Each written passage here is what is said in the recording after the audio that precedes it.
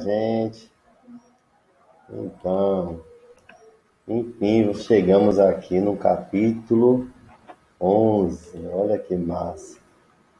Capítulo 11, aqui estou eu, vendo?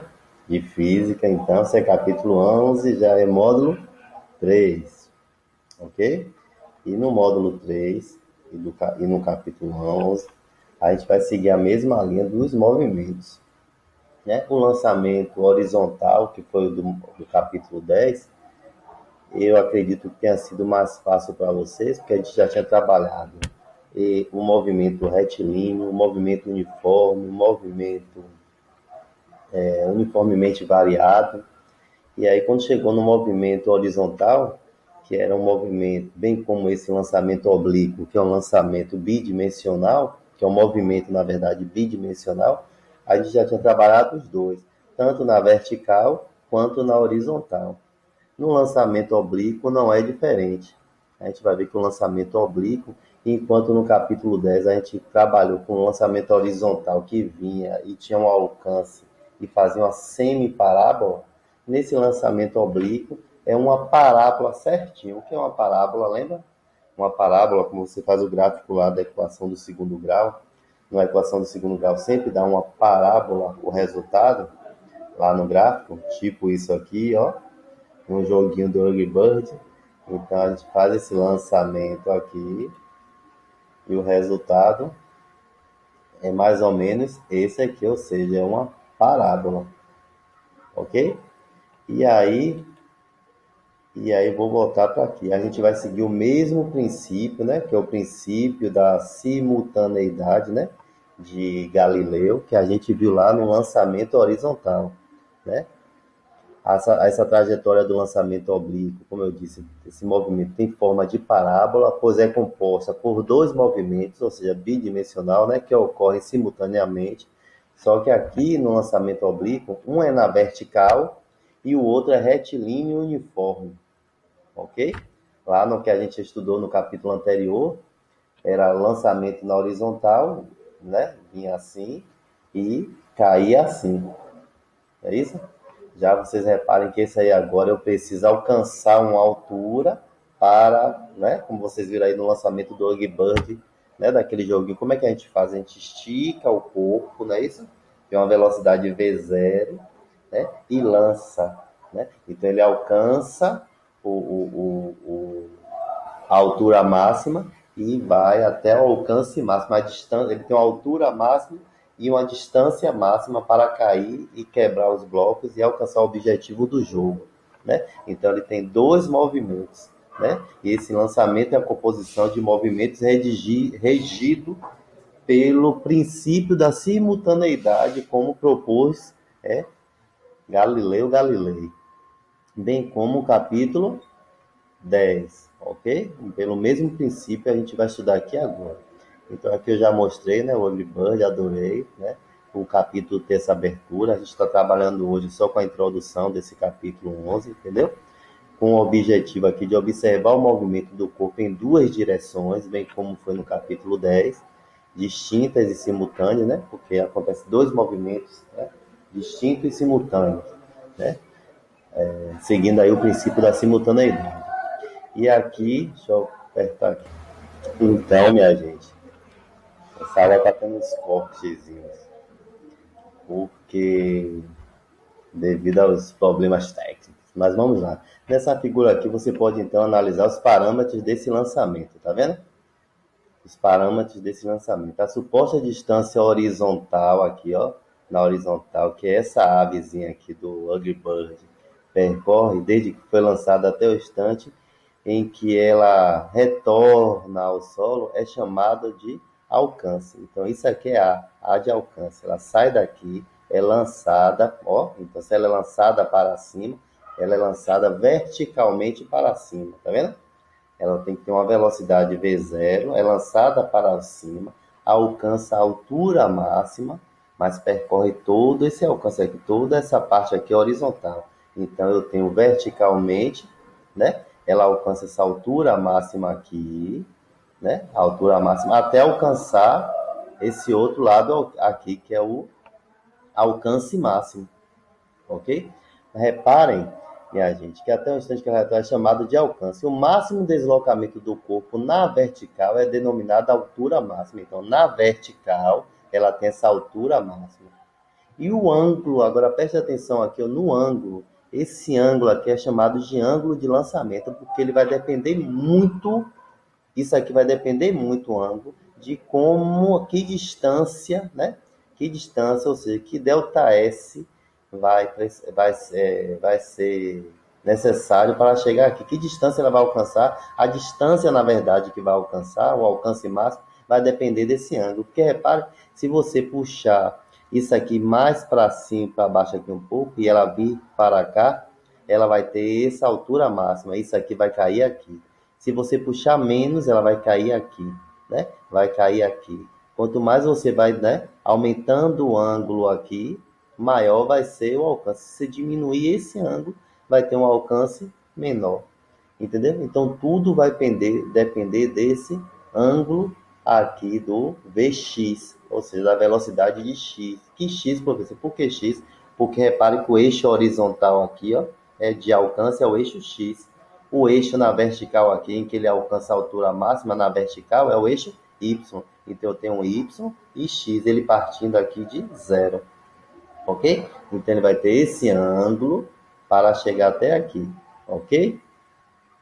Também é importante destacar que durante todo esse movimento aqui realizado, o pássaro está sob influência da aceleração da gravidade. Porque senão, quando você fosse lançar, fizesse esse lançamento oblíquo, né? Aqui que ele fizesse essa parábola, antes de alcançar essa parábola toda aqui completa, se não fosse a aceleração da gravidade, esse pássaro estaria o que aqui?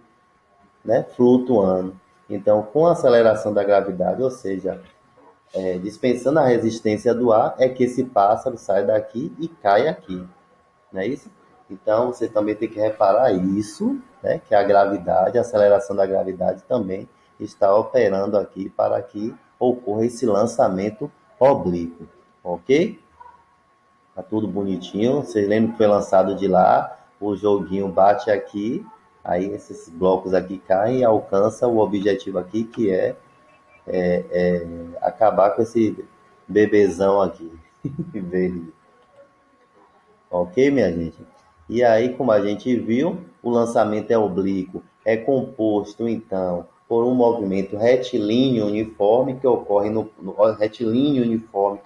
plano horizontal, sob a ação de uma velocidade constante. A velocidade é constante, lembre que no lançamento horizontal é constante. Só não é constante quando está na vertical. E é diferente de zero. E também por um movimento retilíneo uniforme variado que se desenvolve em relação ao plano vertical sob a ação da aceleração da gravidade, como eu mostrei agora. Então, como a gente tem dois movimentos, né? Dois movimentos para um mesmo lançamento, que é o lançamento oblíquo, eu vou fazer agora a análise e composição desses dois movimentos, ok? O movimento no plano horizontal e vou fazer a análise do movimento no plano na vertical. No plano horizontal, que é onde ele vai ter o alcance, né? Onde vai ter o alcance. Então, pensem nisso aqui, ó. Aliás, lá tem também.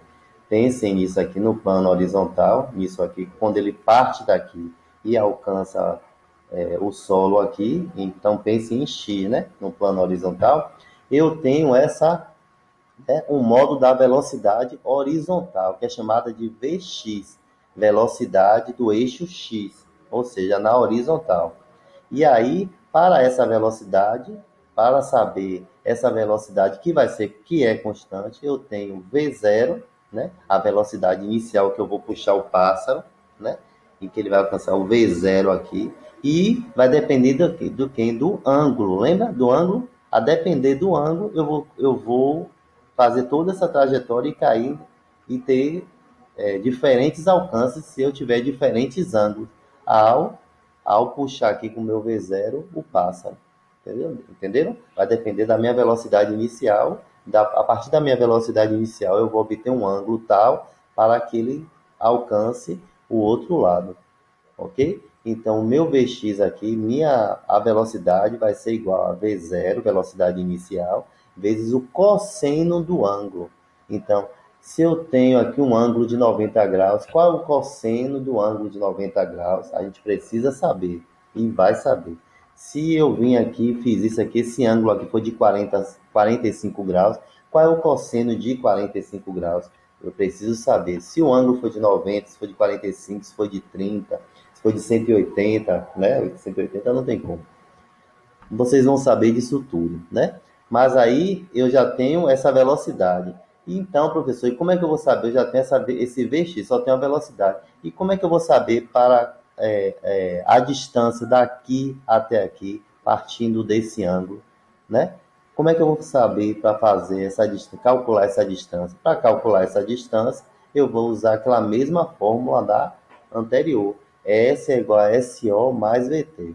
Só que a gente vai chamar S aqui da composição horizontal x, né? Vai chamar de x, que é a distância de x, do eixo x, que vai ser igual, no SO a gente vai chamar de XO, então x0, né? Que parte daqui, mais Vx vezes t. T é o tempo. Vx, quem é Vx? A gente acabou de analisar aqui. Então eu preciso, para analisar aqui o alcance, eu vou precisar então de Vx vezes t. Ou seja, eu só vou precisar de Vx vezes t, porque eu sei que x0 aqui, se parte aqui da origem, é zero. Se é zero, eu não vou precisar, já é zero, então só vai ser Vx vezes t.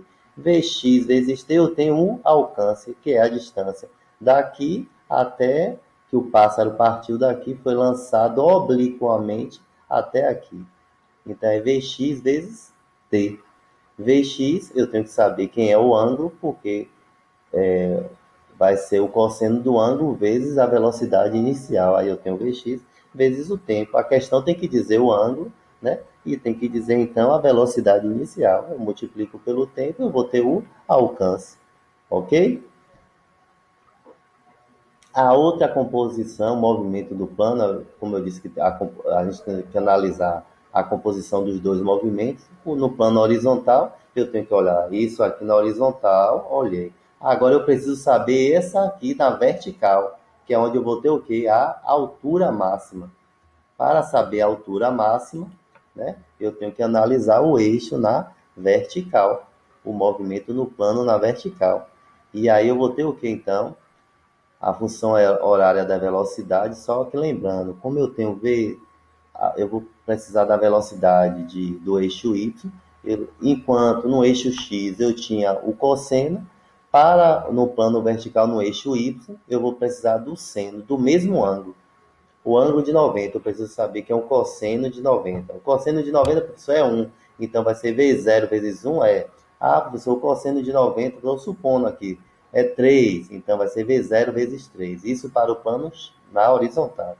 Na vertical, eu vou precisar do seno desse mesmo ângulo que a gente analisou no eixo X. Ok? Então, eu vou ter a velocidade do eixo Y, fazendo essa continha V0 vezes seno do ângulo.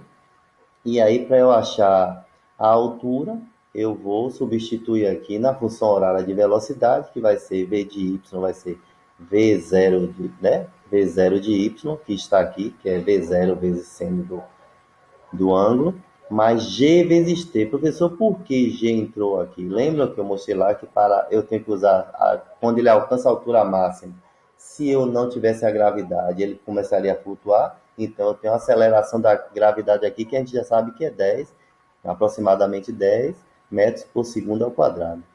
Se eu quiser achar agora o espaço, né, a distância que isso aqui vai ter, se eu quiser a distância no eixo vertical, eu estou procurando quem? A altura. Então, vai ser o que? ΔH vai ser exatamente esse V0y, tá vendo? Vezes T, a mesma coisa, né?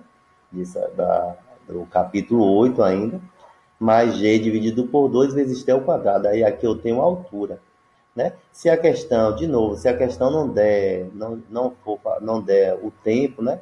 For desconhecido o fator tempo, eu uso a equação de Torricelli para achar essa mesma altura. Ok, minha gente?